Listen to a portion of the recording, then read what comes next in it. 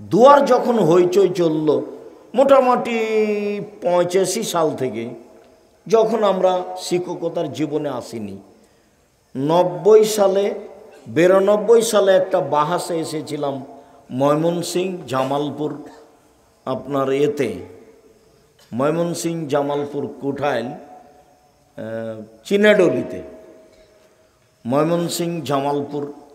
ময়মনসিংহ অন্তর্গত জামালপুর জেলা গোঠাইল চিনাডলিতে এসেছিলাম। লোকজন বেশ ভালো আলেম ছিলেন, ভদ্রতার অভাব ছিল না, তারপরেও শেষ পর্যন্ত ফলাফল ভালো ছিল না। আমি ওই সময়ে 22টা বাহাসে উপস্থিত হয়েছি, 1-2 করে, কোনো বাহাসের শেষ ফলাফল ভালো দেখিনি, যার কারণে আমি আর কোনো দিন বাহাসে যাই না। ওই পাতা আমি আর ছিঁড়ে দিয়েছি, ওর ফলাফল ভালো নয়। আমি দুয়ার বইয়ে 16টি স্থান উল্লেখ করেছি হাত তুলে দোয়া করার। আমি হাত তুলে দোয়া করার পক্ষে, তবে আপনার মতো নয়। রাসূল সাল্লাল্লাহু আলাইহি সাল্লাম যেভাবে দোয়া করেছেন সেটাতে আমি চেষ্টা চালিয়েছি। তাতে আমি 16টি স্থান উল্লেখ করেছি যে এই জায়গাগুলিতে আল্লাহ রাসূল হাত তুলে দোয়া করেছেন। তাতে দলবদ্ধ একটা জায়গা পাওয়া যায় পানি চাওয়ার জন্য। মাঠে যদি হয় তাহলে উল্টা হাতে, আর জুমা মসজিদে খুতবা চলাকালীন যদি হয় তাহলে সোজা হাতে, সবাই মিলে। বাকি ব্যক্তিগত ব্যাপার। তাতে আল্লাহ রাসূল বলেছেন, কেউ যদি হাত তুলে দোয়া করে তাহলে আল্লাহ তার খালি হাত ফিরিয়ে দিতে লজ্জা পায়। আমি কেমনে তার খালি হাতটা ফিরিয়ে দিই? ও যা চাচ্ছে সেটা দিয়ে দিলাম। এই নিয়ে আবার শেষে কথা আসবে মর্মে, আপনার বাড়িতে আরও 5 জনের বাড়িতে, আপনাদের মসজিদে আইনে রাসূল সাল্লাল্লাহু আলাইহি সাল্লাম দোয়া অধ্যায় বইটি থাকবে। এটা আমার ঐকান্তিক দাবি। এই দাবি আপনাকে পূরণ করতে হবে। আপনার যদি হিংসার কারণে সময় পার হয়ে যায়, জবাব আমাকে দিতে হবে না, আপনাকে দিতে হবে। তবে আপনাকে এই কথা মনে রাখতে হবে, যেটা আমি শতদিন শতবার বলেছি, জাতির যদি রাস্তাঘাট করে দিতে না পারি, জাতির যদি স্কুল কলেজ করে দিতে না পারি, জাতিকে চূড়ান্ত সঠিক ধর্ম দিতে পারবো ইনশাআল্লাহ। ধর্মের ব্যাপারে জাতিকে ফাঁকি দিয়ে পরকাল হারাতে রাজি নই। বাংলা ভাষায় একটা পত্রিকা লেখা হয় জামিয়া সালাফের পক্ষ থেকে, তার 12 জন খালি মুফতি আছে। তারা বড় বড় বিদ্বান, বোর্ডে ফতোয়া পাস না হলে সেটা পত্রিকায় আসে না। হুমসি খেলি সেই পত্রিকায় ফতোয়া চলে আসবে, এইটা কোনো দিন হয়নি। তার নাম আল ইতেসাম পত্রিকা। বই অবশ্যই নিয়ে যাবেন, অনুকূলে না হলে একটা আল ইতেসাম পত্রিকা নিয়ে যাবেন। আপনি না পড়লে আর কেউ পড়বে। আজকের আলোচনা রাতের সলাত, 5 ওয়াক্ত সলাত আদায় করবেন, এ কথাই ঠিক। মানুষের জীবনে সবচেয়ে জরুরি কাজ, মানুষের জীবনে এর চেয়ে কোনো জরুরি কাজ নেই। সেটা হাইকোর্ট হোক, সেটা জজ কোর্ট হোক, সেটা মা মরার জন্য জানাজা হোক, বা সেটা কোনো আপনার হাসপাতাল হোক, আর কোনো জায়গা হোক। মানুষের জীবনে সবচেয়ে জরুরি কাজ হলো 5 ওয়াক্ত সলাত। এর চেয়ে মানুষের জীবনে কোনো জরুরি কাজ নেই।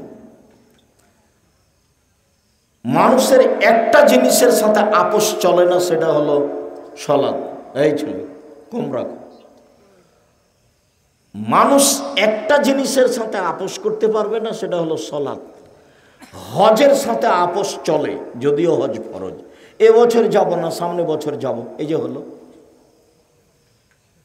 জাকাতের সাথে আপোষ চলে।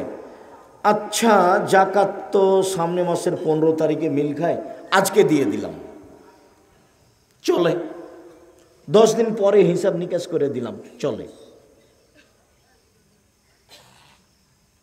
সেম রোজা, আমি অসুস্থ, একবারে নগদ রমজান মাসের রোজা, তা আপনি অসুস্থ, এখন কি হবে পরে করেন। তাহলে সেমের সাথে আপোষ চলে, অথচ সেটাও ফরজ। কিন্তু সলাত এক ব্যতিক্রম ইবাদত, যে অজু করে সলাত আদায় করতে হয়। তো পানি নেই বলে তায়াম্মুম করে, তো মাটি নেই তো তায়াম্মুম ছাড়াই, অজু ছাড়া তায়াম্মুম ছাড়াই।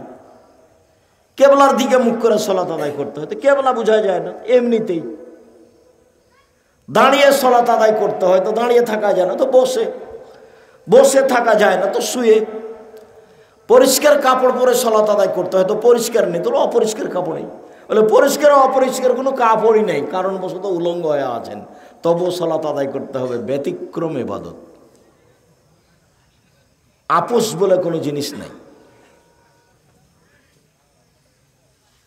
এই ছেলে, ওই যে ছেলেটা পাশ দিয়ে হেঁটে চলে যাচ্ছে, আপনি দেখতে পান না? ওকে এগুলো কথা বুঝবে? ওকে বোঝানোর চেষ্টা করেন, বসানোর চেষ্টা করেন। আর এই যারা দায়িত্ব পালন করছে, বাইরে এই যে দুইজন দাঁড়িয়ে কি গল্প করছে, কেউ যেন গল্প না করে। দয়া করে আপনি আমাকে আপনার প্রয়োজন দেখাবেন না। এখন অনেক পথ অতিক্রম করে এসেছি আপনার জন্যই। আপনি এখন আপনার প্রয়োজন আমাকে দেখাবেন, এটা আমি চাই না। আপনাকে আমি ভালোবাসি, এ কথাই ঠিক। এরকম নোংরা আচরণ ঘৃণা করি, এ কথাও ঠিক। একবারে চুপচাপ বসে থাকবেন, আপনার কিছু না কিছু উপকার করবই করব ইনশাআল্লাহ। যদিও আমাদের আলোচনা আব্দুর রহিমের আলোচনার কাছাকাছি নয়, অনেক দূরে, তারপরে আপনার কিছু উপকার করব ইনশাআল্লাহ। বলছিলাম, মানুষের জীবনে কিছু পাওয়ার আছে, মানুষ জীবনে বিপদ আপদ আছে। মানুষের জীবনে পাওয়ার যেমন আছে, বিপদ আপদ তেমন আছে। এর জন্য মানুষ রাতে সালাত আদায় করবে, হয় তাহাজ্জুদ, না হয় দুই রাকাত সালাত আদায় করে তার কথাটা আল্লাহকে বলবে। উনি শোনার জন্য প্রতীক্ষমান আছেন। চলেন যাই রাতের সালাত। আবু হুরায়রা রাদিয়াল্লাহু তাআলা আনহু বলেন, রাসূল সাল্লাল্লাহু আলাইহি ওয়াসাল্লাম বলেছেন, মান কামা বিআশরি আয়া লাম ইউকতাব মিনাল গাফিলিন। কেউ যদি রাতে 10 আয়াত পড়ে, তাহলে তার নামটা অলসের মাঝে লিখা হবে না। যারা পরহেজগার রাতে ইবাদত করে তাদের তালিকায় লিখা হবে। অমান কামা বিমিয়া আয়া কুতিবা মিনাল কানিতিন। আর যে ব্যক্তি রাতে 100 আয়াত পড়বে, তার নামটা লিখা হবে যারা পরহেজগার তাদের তালিকায়। অমান কামা বিআলফি আয়া কুতিবা মিনাল মুকান্তিরিন। আর যারা রাতে 1000 আয়াত পড়তে পারবে, তারা জীবনে সর্বোচ্চ পরহেজগার যারা, তাদের তালিকায় তার নাম হবে।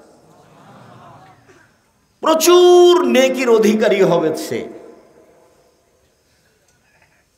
রাসূল সাল্লাল্লাহু আলাইহি সাল্লাম অত্র আয়াতে রাতে সালাত আদায়ের জন্য এবং আয়াতগুলি উল্লেখ করলেন।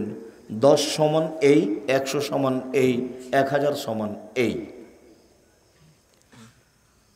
উমামা বাহিলি রাদিয়াল্লাহু তাআলা আনহু বলেন, রাসূল সাল্লাল্লাহু আলাইহি ওয়াসাল্লাম বলেছেন, আলাইকুম বিকিয়ামিল লাইল ফাইন্নাহু দাবুস সালিহিনা কাবলাকুম।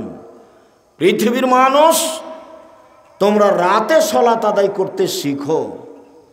অবশ্যই রাতে সালাত আদায় করা অতীতের নবী রাসূল সিদ্দিক সহদা পরহেজগার মানুষের কাজ। রাতে সালাত আদায় করা কোন সব মানুষের কাজ? নবী রাসূল সিদ্দিক সহদা পরহেজগার মানুষের কাজ। পরহেজগারিতা ছাড়া, রাতে সালাত আদায় করা ছাড়া পরহেজগারিতা লাভ করা যাবে না, ভালো ফল অর্জন করা যাবে না। কুরাইব রাদিয়াল্লাহু তাআলা আনহু বলেন যে, কুনতু আবিতু মা নবী সাল্লাল্লাহু আলাইহি ওয়াসাল্লাম ফাতাইতু বিওয়াজহি ওয়া হাজাতি। আমি একদা রাতে রাসূলের সাথে ছিলাম, তো আমি ঘুমানোর পূর্বেই তার কাছে অজু আর অজুর পানি ও মেশক আর অজুর পানি নিয়ে আসলাম। তো অজুর পানি আর মেশক দেখেই তিনি খুশি হয়ে গেছেন। খুশি হয়ে আমাকে বলছেন, সালমা শেতা, তোমার মন যেটা চাই সেটা আমার কাছে চাও। খুব খুশি। মালিক কর্মচারীর উপরে খুশি হলে এভাবে বলে, যার জন্য কর্মচারীকে প্রস্তুত থাকতে হয়। আহমদ জি, তো কুরবানির সময়, ঈদের সময় বলছে আহমদ কি নিবি রে, যা নিবি তাই দিব। মোহাম্মদ নেই, মোহাম্মদ নেই, মোহাম্মদ নেই। জি কি বলছিলেন? তোকে দিয়ে হবে না রে, তোকে দিয়ে হবে না, সামনে মাস থেকে তুই আর আসিস না, তোকে তো পাওয়াই যায় না। এলো দুটার ফল। তো পানি আর মেশক না উপস্থিত, তো আল্লাহ রাসূল বলছেন চাও কি চাও? তো সাহাবী বলছেন আস আলোকা মুরাফাকা তাকা ফিল জান্নাহ, জান্নাতে আপনার সাথে থাকতে চাই। তখন সাহাবী বলছেন আমা গায়রা দালিক, না না এটা নয়, এটা নয়, অন্য কিছু চাও, এটা নয়, অন্য কিছু চাও। তো সাহাবী বলছেন হুয়া দাকা, সেটাই চাই। তখন আল্লাহ রাসূল বলছেন আইনি বিকাসরাতি সুজুদ আলা নাফসিক, তাহলে তুমি বেশি রাতে সালাত আদায় করে আমাকে সাহায্য করো, আমাকে সাহায্য করো। আমার সাথে এমনি থাকা যায় না, আমার সাথে থাকতে চাইলে আমাকে সহযোগিতা করতে হবে। বলেন তো কি সহযোগিতা করতে হবে? রাতে সালাত আদায় করতে। তবে তিনি ভিন্নভাবে তার সাথে থাকার কথা উল্লেখ করেছেন। তাতে তিনি বলেছেন আনা ওয়াকাফিরুল ইয়াতীম, কেউ যদি এতিমের লালন পালন করে সে আর আমি জান্নাতে একসাথে থাকব, এই কথা বলে ফাসারা বিসাবাব আলস্তা অফার রাখা বাইনাহুমা, তিনি তর্জনী এবং মধ্যমা আঙ্গুল দিয়ে ইশারা করে দেখালেন আর দুইটার মধ্যে একটু ফাঁক রাখলেন। দেখো কেউ যদি এতিমের লালন পালন করে সে ব্যক্তি আর আমি জান্নাতে এভাবে থাকব। দুইটা আঙ্গুলকে পাশাপাশি করলেন তো একটু ফাঁক রাখলেন, তার মানে তার সাথে থাকা যাবে এতিম লালন পালন করে। জামিয়া সালাফে 519 জন এতিম আছে। আর একটা পথ আছে, রাসূল সাল্লাল্লাহু আলাইহি সাল্লাম বলছেন মান আলা জারিয়াতাইনি হাত্তা তাবলগা, কেউ যদি দুইটা মেয়ের লালন পালন করে বড় হওয়া পর্যন্ত, কেউ যদি দুইটা মেয়ের লালন পালন করে বিবাহ শাদী দিয়ে দেয় দুইটার, তাহলে হুয়া আনা ফিল জান্নাহ হাকাদা ওয়াসারা বিসাবাব ওয়ালস্তা ওয়াযাম্মা বাইনাহুমা। এবার তিনি বললেন যে সে ব্যক্তি আর আমি জান্নাতে এভাবে থাকব। তখন তিনি আঙ্গুল দুটিকে জমা করলেন, ফাঁকা রাখলেন না।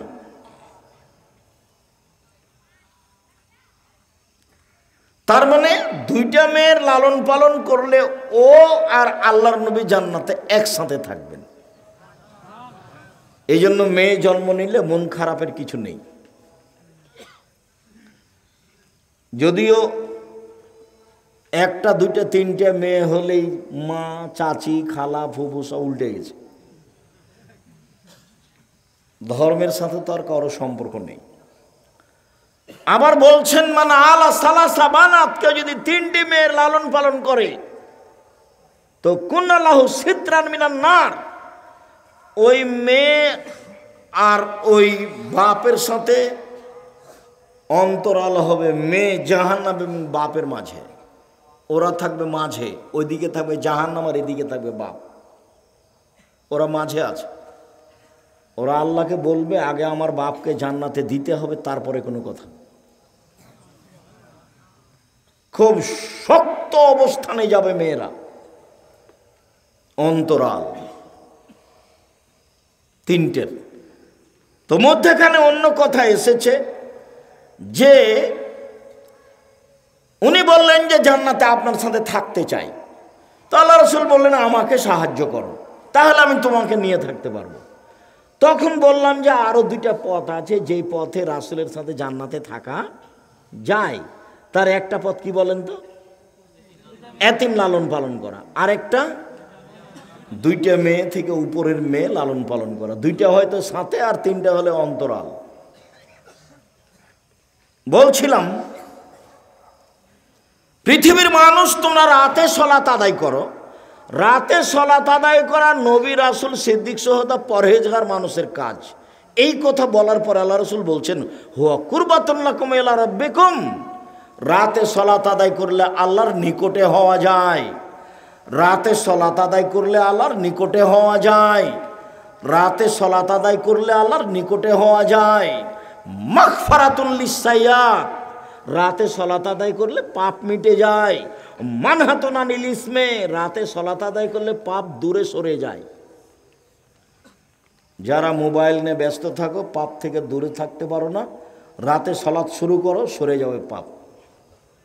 রাতে সালাত আদায় করলে 3টা কাজ হবে। 1, আল্লাহর নিকটে হওয়া যাবে। 2, পাপ মিটে যাবে। 3, পাপ তার থেকে দূরে সরে যাবে।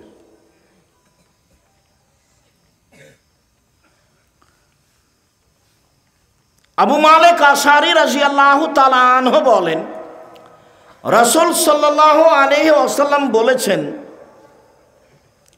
ইন্না ফিল জান্নাতে গোরাব ইরা যাহিরুহা মিন বাতিনিহা বাতিনুহা মিন যাহিরিহা, নিশ্চয় জান্নাতে এত উন্নত মানের ঘর রয়েছে যার বাহির থেকে ভিতর দেখা যায়, ভিতর থেকে বাহির দেখা যায়, খালি টক টক টক টক করে ঝকঝক করছে। সাহাবীগণ বললেন, মান হাজিহি, এত দামি ঘর কে পাবে? অন্য বর্ণনায় এসেছে, আল্লাহ আল্লাহ তাআলা সেই দামি ঘর তৈরি করে রেখেছেন। 1, লেমন আলানাল কালামা, যার স্বভাব নরম, যে মানুষকে অপমান করে না, যে মানুষকে গালিগালাজ করে না, যার স্বভাব নরম, চালচলন ভালো, সে এই দামি জান্নাত পাবে। 2, অতামা তোয়ামা, যে গরিব মিসকিন ফকির মিসকিনকে খেতে দেয়, সে এই জান্নাত পাবে। 3, অতাবা সিয়ামা, যে নফল সিয়াম থাকে, বৃহস্পতিবার সোমবার সিয়াম থাকে। আজকে ছিলেন? সামনে সোমবার থেকে শুরু করবেন, বলেন ইনশাআল্লাহ। শাবান মাসে বাৎসরিক রিপোর্ট পেশ করা হয় আল্লাহর কাছে, পাপ নেকি। কোন মাসে? শাবান মাসে। তো আমাদের নবী মুহাম্মদ সাল্লাল্লাহু আলাইহি সাল্লামের জানা ছিল না সেই দিন কোন দিন, যার কারণে তিনি প্রথম শাবান থেকে সিয়াম থাকা শুরু করতেন। একবারে 20-25 পর্যন্ত চলতো। আজই হতো রিপোর্ট, আজকে হতো রিপোর্ট, আজকে হতো রিপোর্ট। সাহাবী বলছেন যে আপনাকে শাবান মাসে যত সিয়াম পালন করতে দেখি, অন্য মাসে তো দেখি না কেন? তো আল্লাহ রাসূল বলছেন, আরে শোনো, শাবান মাস রজব ও রমজানের মাঝে তুরফাউল আমাল ইলা রাব্বিল আলামিন ওয়া নাউহিব্বু ইরফা আমাল ওয়া নাসাইম, বাৎসরিক রিপোর্ট পেশ করা হয় শাবান মাসে। আমার মন চাই আমিও শাবান মাসে সিয়াম থাকি, যাতে করে আমার রিপোর্টটা আল্লাহ দেখতে পাই সিয়াম অবস্থায়। না দেখো, এই যে আমার রিপোর্ট দেখো, সিয়াম অবস্থায় দেখো, আমি এটা চাই। তো জানা ছিল না সেটা কোন দিন। কিভাবে ভারত বাংলাদেশ পাকিস্তানের এক শ্রেণীর আলেম ওলামা জেনে নিলেন সেদিন নাকি 15 শাবান। তাই তারা কলকারখানা, অফিস আদালত, কোর্ট কাছারি, শিক্ষা প্রতিষ্ঠান সব কিছু বন্ধ করে রাতে গোসল করে আতর গোলাপ মেখে 15 সিয়াম পালন করে। ভুল হিসাব, ফিরে আসতেই হবে। জোর করে ক্ষমতা দেখিয়ে গলাবাজি করে ধর্ম প্রচার করে কোনো লাভ নেই। হাদিস অনুবাদ করতে হবে, দেখাতে হবে। জাল হাদিস পেশ করে 15 শাবান দেখায় কোনো লাভ নেই। কত হাদিস নেবেন একটানা 15 পর্যন্ত? আর যদি সাপ্তাহিক রিপোর্ট ধরতে চান তাহলে বৃহস্পতিবার আর সোমবার, বৃহস্পতিবার আর সোমবার। খামিস, আমি ভালোবাসি বৃহস্পতিবারে সিয়াম থাকা, আমি ভালোবাসি সোমবারে সিয়াম থাকা। কেন? এই 2 দিনে রিপোর্ট পেশ করা হয়। আমার মনটা চাই সাপ্তাহিক রিপোর্ট আমার দেখুক আল্লাহ সিয়াম অবস্থায়। আপনাকে অনুরোধ করছি, বৃহস্পতিবারে সিয়াম শুরু করতে হবে এই সপ্তাহ থেকেই ইনশাআল্লাহ। বলে বিশাল কিছু ইবাদতের জগতে সবচেয়ে দামি ইবাদত সিয়াম। অন্তত বৃহস্পতিবার সোমবার চালু করেন। তারপরে আরাফার দিনে একদিন সিয়াম পালন করেন, আগের পরের 2 বছরের পাপ ক্ষমা। মুহররমের 2 দিন থাকেন, বিগত 1 বছরের পাপ ক্ষমা। শাওয়ালের 6 দিন, শাওয়ালের 6 দিন থাকেন, তাহলে আপনার সারা বছর সিয়াম পালন নেকি হবে। আর জুলহিজ্জার 1 থেকে 9 পর্যন্ত থাকেন নফল সিয়াম। নফল সিয়াম থাকে যে সে দামি জান্নাত পাবে। সাল্লা বিল্লাহ নাসানিয়াম, মানুষ যখন ঘুমিয়ে তখন রাতে তাহাজ্জুদ পড়ে, সে এই জান্নাত পাবে, রাতের সালাত। আমর ইবনে আব্বাস রাদিয়াল্লাহু তাআলা আনহু বলেন, রাসূল সাল্লাল্লাহু আলাইহি ওয়াসাল্লাম বলেছেন,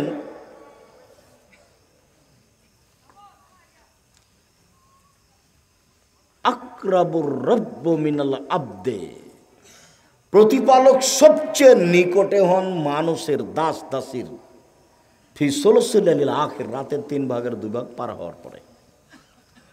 রাতের 3 ভাগের 2 ভাগ পার হওয়ার পরে আল্লাহ সবচেয়ে মানুষের নিকটে হন। তো রাসূল সাল্লাল্লাহু আলাইহি সাল্লাম বলছেন, শোনো, মানিস্তাতা মিনকুম, তোমাদের কেউ যদি পারে যে এই সময়ে মানুষের সাথে সাথ দিয়ে ইবাদত করবে, তো ফায়াকুন, সেজন্য হয়। এই সময় রাতে সালাত আদায় করতে শিখো। আপাতত রাতে সালাত আদায় করতে হবে, কথাটা সংক্ষিপ্ত করলাম। কখন? রাতের 3 ভাগের 2 ভাগ পার হওয়ার পরে। আবু হুরায়রা রাদিয়াল্লাহু তাআলা আনহু বলেন, রাসূল সাল্লাল্লাহু আলাইহি ওয়াসাল্লাম বলেছেন, এনজুল রাব্বু ইলা সামাই দুনিয়া হিনা ইয়াবকা সুলসুলাইল আখিরা, রাতের 3 ভাগের 2 ভাগ যখন পার হয় তখন আল্লাহ তাআলা 7ম আকাশ থেকে 1ম আকাশে নেমে আসেন। নেমে এসে বলেন, মায়াদুনি ফাস্তাজিবা লাহু, কে আমাকে ডাকে আমি তার ডাকে সাড়া দিব। মায়াসালানি ফাউতিয়াহু, কে কি চায়, যে যা চায় আমি তাকে তাই দিয়ে দিব। মায়াস্তাগফিরুনি ফাগফিরালাহু, কে ক্ষমা ভিক্ষা চায় তাকে ক্ষমা করে দিব।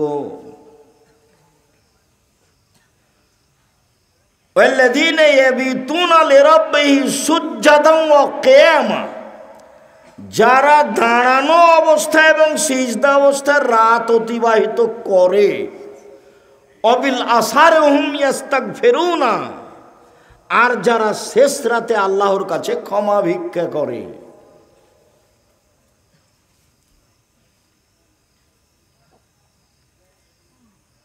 রাতের 3 ভাগের 2 ভাগ পার হলে আল্লাহ 7ম আকাশ থেকে 1ম আকাশে নেমে আসেন। ভোর পর্যন্ত বলেন, যে যা চায় তাকে তাই দিব, যে যা বলে সেটাই মেনে নিব, যে ক্ষমা চায় তাকে ক্ষমা করে দিব। যারা রাতে দাঁড়ানো অবস্থায় এবং সিজদা অবস্থায় রাত অতিবাহিত করে আর শেষ রাতে আল্লাহর কাছে ক্ষমা ভিক্ষা করে, রাতের শেষে। উসমান ইবনে আবিল আস রাদিয়াল্লাহু তাআলা আনহু বলেন, রাসূল সাল্লাল্লাহু আলাইহি সাল্লাম বলেছেন, ইযা কানা নিসফুল লাইল, যখন অর্ধেক রাত হয়, ফাতিহাত আবুস সামায়ে, আকাশের দরজা খুলে দেওয়া হয়। ও ইউনাদি মুনাদিনা মিনাস সামায়ে, আকাশ থেকে চিৎকার করে আল্লাহ তাআলা বলেন, হাল মিন দাইন ইস্তাজাবু লাহু, কেউ কি ডাকে, তার ডাকে সাড়া দেওয়া হবে। কেউ কি ডাকে, তার ডাকে সাড়া দেওয়া হবে। হাল মিন সাইল ইউতা, কেউ কি কিছু চায় তাকে তা দিয়ে দেওয়া হবে। কেউ কি কিছু চায় তাকে তা দিয়ে দেওয়া হবে। হাল মিন মাকরুবিন ইফরাজা আনহু, কেউ কি বিপদগ্রস্ত তাকে উদ্ধার করা হবে। কেউ কি বিপদগ্রস্ত তাকে উদ্ধার করা হবে। কথা বোঝা যায় কি? এগুলো আল্লাহ তাআলা বলছেন। আকাশের দরজা খুলে দেওয়া হয়েছে, 7ম আকাশ থেকে 1ম আকাশে নেমে এসেছেন। এইভাবে বলছেন, সম্মানিত দিনী ভাই বোন, রাতে সলাত আদায় করতে শিখি। রাতের 3 ভাগের 2 ভাগ পার হওয়ার পরে, রাত যখন শেষ হয়ে যাবে তখন হাত তুলে দোয়া করব। আগে পড়ব দোয়া ইউনুস, তারপরে দরুদ, তারপরে চাওয়া পাওয়া। হাত তুলে কোন দোয়া পড়ব? আগে ইউনুস, লা ইলাহা ইল্লা আনতা সুবহানাকা ইন্নী কুনতু মিনাজ জালিমিন, তারপরে দরুদ, তারপর প্রয়োজনীয় কথা। সম্মানিত দিনী ভাই বোন, আমরা যে উদ্দেশ্যে এসেছি মোটামুটি আমরা আপনাদের সামনে কথা পেশ করেছি। সম্ভবপর আপনারা বই পুস্তকগুলি মূল্যায়ন করবেন, সব স্টেজে আছে। আর সবাই আব্দুল্লাহকে ভালোবাসে, আমরা জানি, আমিও তার বক্তব্য শোনা ভালোবাসি। বুখারীর ব্যাখ্যা মিন্নাতুল বারী তার 2 খণ্ড বের হয়েছে এখন, প্রথম খণ্ড, দ্বিতীয় খণ্ড। আমার দিনী ভাই বোন সবাকেই মিন্নাতুল বারী সংগ্রহ করার জন্য অনুরোধ জানাচ্ছি। আর ওরা বলেছে ওই সময়তেই একটু ছেলেরাকে পাঠিয়ে আদায় করতে হতো, তো যাই হোক কথাটা রক্ষা করবেন। যাওয়ার সময় কেউ খালি যাবেন না, ছেলেরা আছে, যার যতটুকু সম্ভব, 500 টাকা হোক, 200 টাকা হোক, 100 টাকা হোক, অবশ্যই দিয়ে যাবেন, যাতে করে তারাও কাজে সফল হয়। আল্লাহ আমাদের যারা মারা গেছে তুমি তাদের কবরের শাস্তি মাফ করো, আমরা যারা অসুস্থ তুমি তাদের আরোগ্য দান করো, আমরা যারা বেঁচে আছি তুমি তাদেরকে তোমার রাসূলের পদ্ধতি অনুযায়ী চলার তৌফিক দান করো, নিয়মিত কোরআন তেলাওয়াতের তৌফিক দান করো, রাতে সালাত আদায়ের তৌফিক দান করো, তোমাকে জানা বুঝার তৌফিক দান করো। এই দাবি দোয়া তোমার দরবারে রেখে আজকের সংক্ষিপ্ত কথা। সৌদি আরবের সাথে আমরা সিয়াম পালন করব কি না? এই জন্য যে সূর্য চন্দ্র এক জায়গায় উঠে না, এক জায়গায় ডুবে না, বিভিন্ন জায়গায় ডুবে, বিভিন্ন জায়গায় উঠে। অতএব সারা পৃথিবীর মানুষ বিভিন্ন নদীর সিয়াম থাকবে, বিভিন্ন দিনে ঈদ করবে, এটাই ঠিক। একদিনে ঈদ হবে না, এটাই চূড়ান্ত।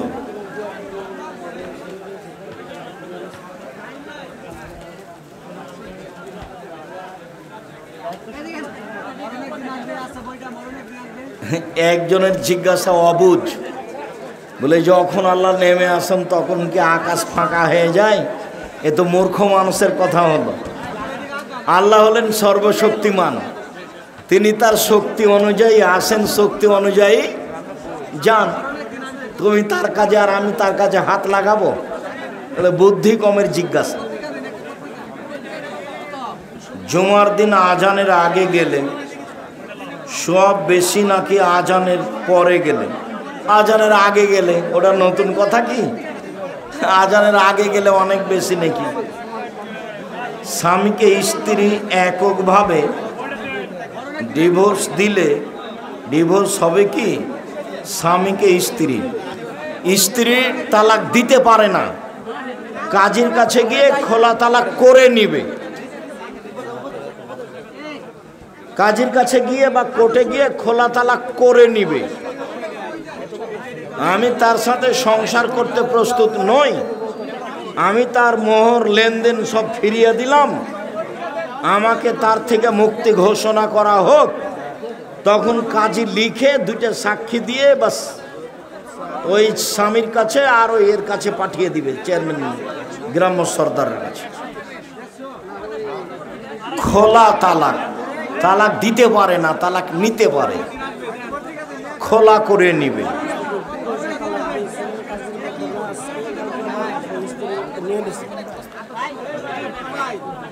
মহিলা যদি নিজে খোলা করে নেয় তাহলে 1 মাস পরে বিবাহ বসবে, আর যদি স্বামী তাকে তালাক দেয় তাহলে 3 মাস পরে বিবাহ বসবে, 90 দিন পর। 90 দিনের আগে বিবাহ হলে সেটা জেনা হবে এবং 90 দিন পরে আবার বিবাহ দিতে হবে।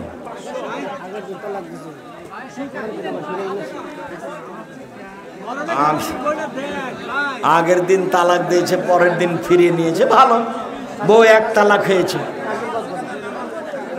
কাজীর মাধ্যমে হোক নাই যার মাধ্যমে তালাক দিয়েছে, ফিরিয়ে নিয়েছে, 1 তালাক হয়েছে, বউ বহাল আছে।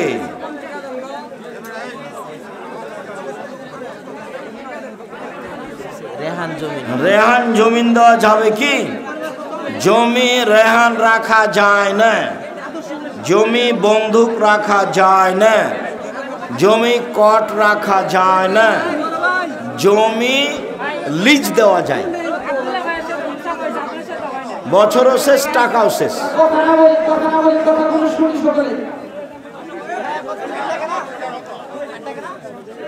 সবাই বইগুলি নিয়ে যাব হইচই ছাড়াই। আর টাকা না থাকলে একটা পত্রিকার সাথে নিয়ে যাবো ইনশাআল্লাহ। নৈতিক অবস্থায়ও সাংস্কৃতিক আগ্রাসন কারণ ও প্রতিকার এ সম্পর্কে আমাদের ইসমি হুকুমত ইসলাম কায়েম হতে, ইসলামী হুকুমত ইসলাম কায়েম হতে।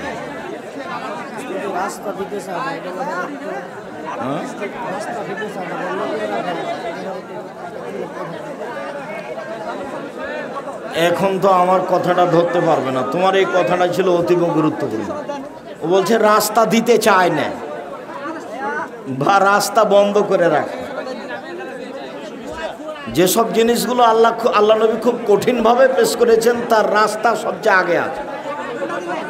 তাতে বলতে গিয়ে বলেছেন যেখানে রাস্তা নিয়ে গন্ডগোল হবে সেখানে যা আছে তার ডবল হবে, বাড়িঘর ভেঙে দিয়ে। যদি 10 ফুট রাস্তা থাকে, যেদিন গন্ডগোল হয়েছে সেদিন থেকে হবে 20 ফুট। যদি 50 ফুট রাস্তা থাকে, যেদিন গন্ডগোল হয়েছে সেদিন থেকে হবে 100 ফুট। বাড়িঘর ভেঙে ওইটা ডবল হবে, এটা আল্লাহ রাসূলের আদেশ। আর বলেছেন রাস্তায় যদি একটা কষ্টদায়ক জিনিস থাকে তাহলে সরিয়ে দিতে হবে।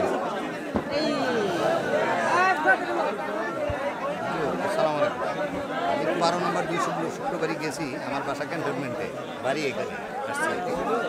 আমি আর সব করি, সে আমার সাথে ওদের একবারে পুরো ইয়েতে আছে, আপনি জানেন না। তাহলে আমি 2 শুক্রবারই আপনার ওখানে গেছি, যে 12 নম্বরে আমার বাসা। আপনার সাথে দেখা করতে পারিনি। আমি আনাবি 3 দিন নিয়ে গেছি, আমার সামনে শুক্রবারে আছেন তো, এই শুক্রবার পরে শুক্রবার নিয়ে যাবো আনাবি নিয়মিত আছে। এই যে ইনি হলো ইমাম সাহেব, এই যে দেখেন কাদেরই দেয়, যে এইসব লোক দেয় দেয় আমার কাছে, চ্যাটিং করি তো, আপনাদেরই দেয় আমি, আর হ্যাঁ দেয় আমাকে সব এই যে ওই সব বেদাতি লোক। তার সাথে এই যে আমি টাকা নিয়ে আপনাকে দিই, মানে তারিখ 2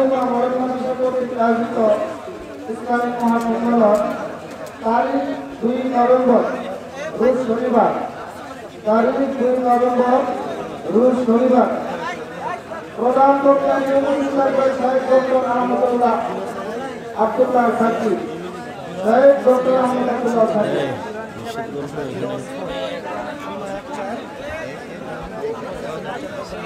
3 দিনের জামাত এবং 40 দিনের চিল্লা যাওয়া কি যাবে? না, এত কেন দেওয়া ভালো হবে?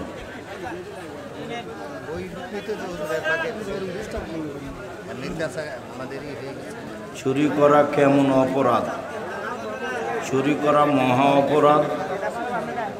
150 টাকা পরিমাণ বা 100 টাকা পরিমাণ চুরি করলে তার হাত কাটা যাবে। চুরি করা মহাপাপ। গীবত সম্পর্কে কিছু বলুন। যেসব পাপ মানুষের সাথে জড়িত, গীবত তার মধ্যে। মানে কারো গীবত করে তওবা করে ক্ষমা হবে না।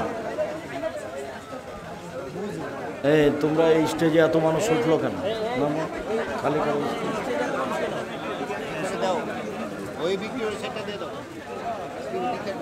হাজী সাহেবের স্ত্রী ও মেয়ে পর্দা করে না, বেপর্দা হয়ে ঘোরাফেরা করে, তাহলে এ কেমন হাজী? যৌতুক নিয়ে বিবাহ করা যায় না, তাহলে অনেকেই নিচ্ছে। যৌতুক হারাম।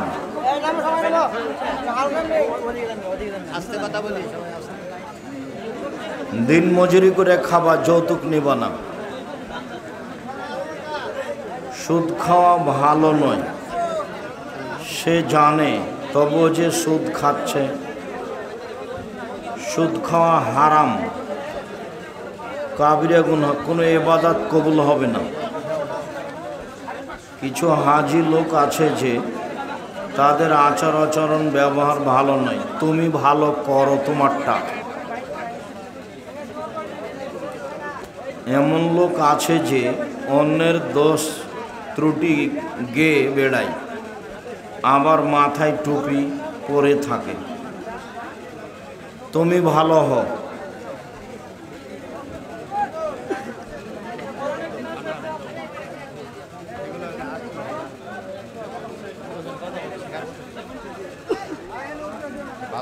স্বামী স্ত্রী আছে যে তারা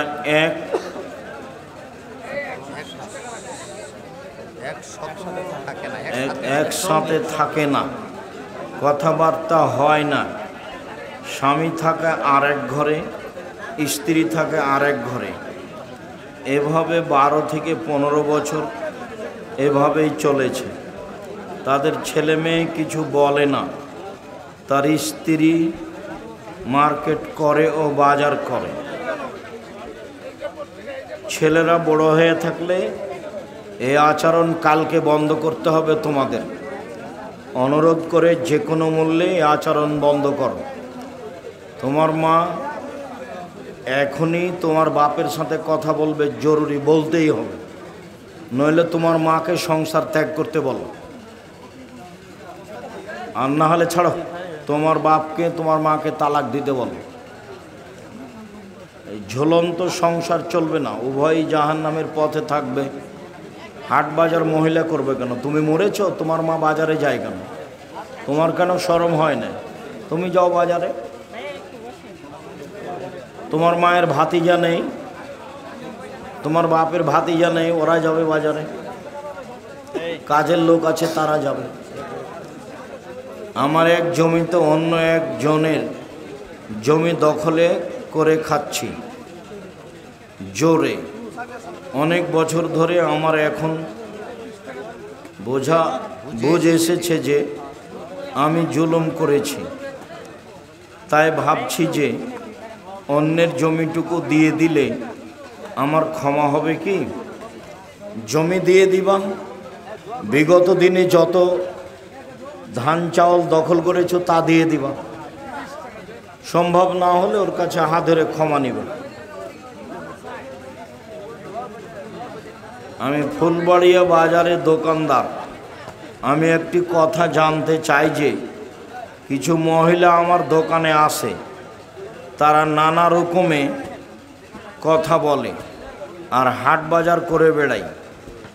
তাদের স্বামী আছে, ওই মহিলার বড় ছেলে আছে, কিন্তু এমন মহিলারা স্টাইল ধরে যে মনে হয় 5 পাস করেনি বা ভাব ধরে মাস্টার্স পাসের মতো। এদের নিয়ে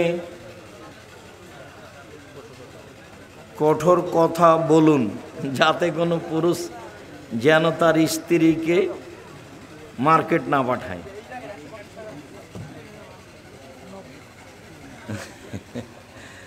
তুমি তোমার মাকে বলিও তো যেন আর বাজারে যায় না।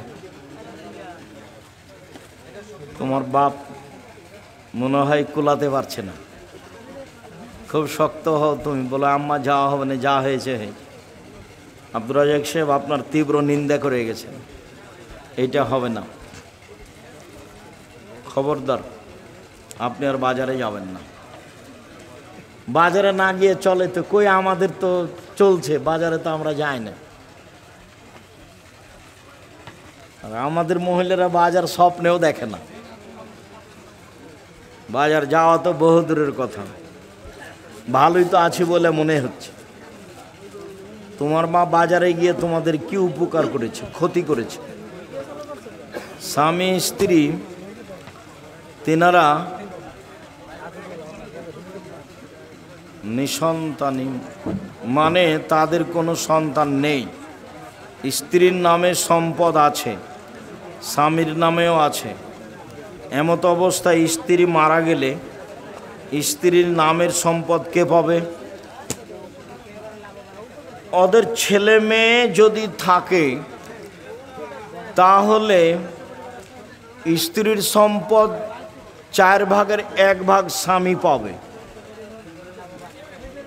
আর বাকি ওই মহিলার নিজের ভাইয়েরা নিয়ে নেবে, বাপ চাচারা নিয়ে নেবে। আর যদি ছেলে মেয়ে না থাকে তো স্বামী অর্ধেক নিয়ে নেবে, আর বাকি যা থাকবে তা ওই মহিলার যারা আছে বাপ মা ভাই ওরা নিয়ে নেবে। অন্য বাড়িতে চলে যাবে পাগলামি, মেয়ের নামে জমি জায়গা লিখতে হয় না, বইয়ের নামে জমি জায়গা ওরা নিয়ে নেবে ছেলে মেয়ে না থাকলে। নিজের মেয়েকে জমি লিখে দেওয়া যাবে কি না? যাবে না, মরবে তখন যাবে। আর যদি লিখতে হয় তাহলে অংশহারে লিখতে হবে। মেয়ে আছে একটা, অর্ধেক, বাকিগুলো ভাইয়ের নামে লিখে দিতে হবে।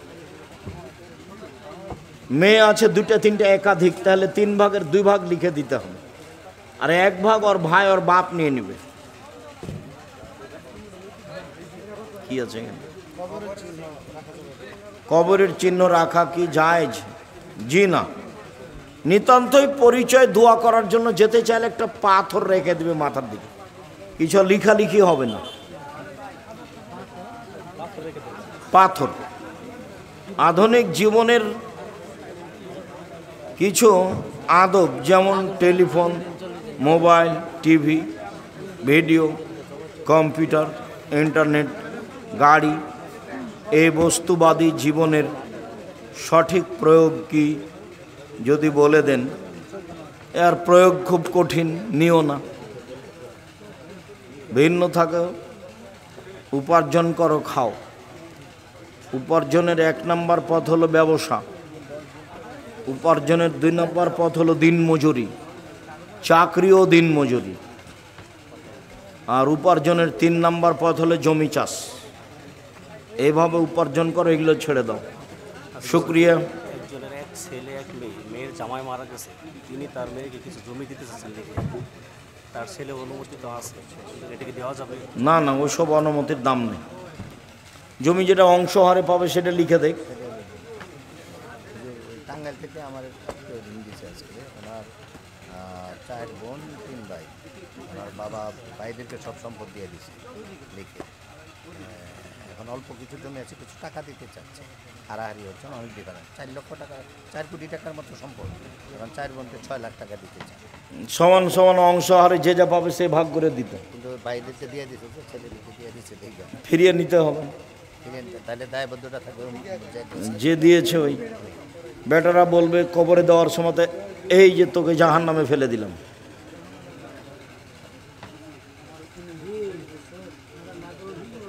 তিন 10 40 দিন। আচ্ছা, চিল্লে নেই, ওখানে প্রয়োজনীয় কথা নেই, অহেতুক কথা আছে। আহাল পরিবারকে দেখতে হবে, 5 ওয়াক্ত সালাত আদায় করতে হবে। বাপ হলো বাড়ির পাহারাদার, মা হলো বাড়ির পাহারাদার, তো 3 চিল্লায় চলে গেল তো পাহারা দিবে কে? আল্লাহ রসুল বলছেন যে কুল্লু নাফসিন সৈয়দা মিন বানি আদম, আদম সন্তানের সবাই দায়িত্বশীল। আর রাজুল সৈয়দ আহলেহি, যে বাড়ির মালিক সে পরিবারের দায়িত্বশীল। অল মারআত সৈয়দাত বাইতেহা, আর বাড়ির মালিকা মহিলা হচ্ছে ওই বাড়িটা দেখাশোনার দায়িত্বশীল। গোটা ছেলে মেয়ে আহাল পরিবার সবের মালিক উনি চিল্লাই চলে যাবেন মানে ধর্ম পাগল হয়ে গেছে। শুক্রিয়া, জাযাকুমুল্লাহ খায়র। সুবহানাকা।